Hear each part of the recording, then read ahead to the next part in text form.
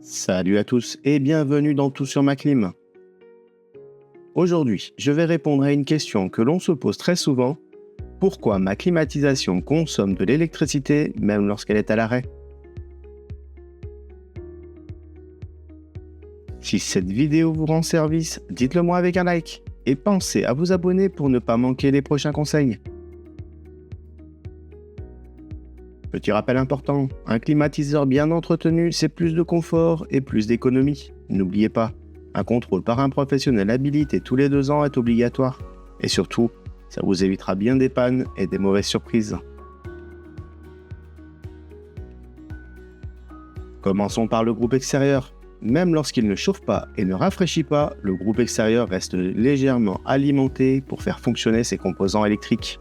On parle ici d'une consommation de veille généralement compris entre 1 et 15 watts à l'heure, simplement liée au raccordement électrique et à l'électronique embarquée. En hiver, il y a une petite particularité importante. Le compresseur est maintenu sous tension afin d'alimenter la résistance de carter compresseur. Cette résistance permet de maintenir le compresseur à température et éviter que le fluide frigorigène ne se condense à l'intérieur. Pendant cette phase de préchauffage, la consommation peut monter entre 40 et 55 watts à l'heure. C'est une consommation volontaire et nécessaire qui permet de protéger le compresseur et d'assurer un démarrage fiable et durable de l'installation. Passons maintenant à l'unité intérieure. Là aussi, certains composants restent actifs en permanence. On retrouve notamment la sonde de température ambiante, la carte électronique et les systèmes de communication avec le groupe extérieur. Sur les modèles les plus récents ou haut de gamme, cette consommation peut être légèrement plus élevée. Pourquoi? Tout simplement parce qu'ils intègrent davantage de fonctionnalités.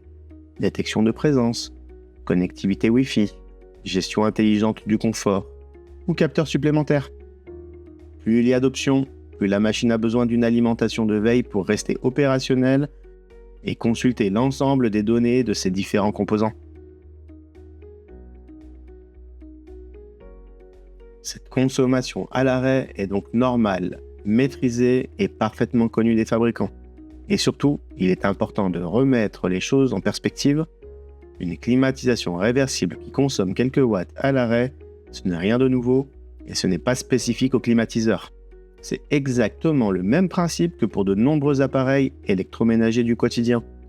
Une télévision en veille, une box internet, un four, un lave-linge ou même une machine à café consomment eux aussi de l'électricité même lorsqu'ils semblent éteints. La climatisation fonctionne donc comme n'importe quel autre équipement moderne avec une consommation de veille nécessaire au bon fonctionnement et à la protection des composants. En revanche, si vous ne comptez pas utiliser votre climatisation pendant une période prolongée, au printemps ou à l'automne par exemple, vous pouvez désactiver l'alimentation directement au disjoncteur.